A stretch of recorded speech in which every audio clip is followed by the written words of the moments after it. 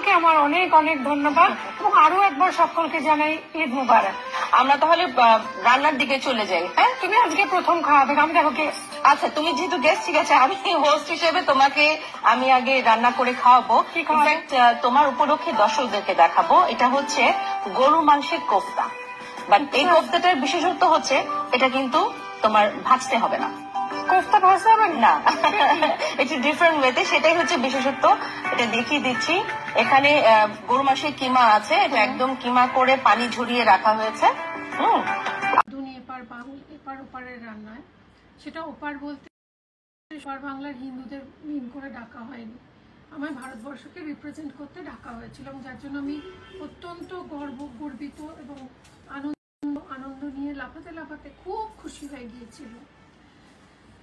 এবার ব্যাপারটা দাঁড়ালো যে আমি জানতাম না যে ওখানে গরুর মাংস রান্না হবে, কিন্তু গিয়ে দেখলাম কুরবানির ঈদে যখন গরুর মাংস রান্না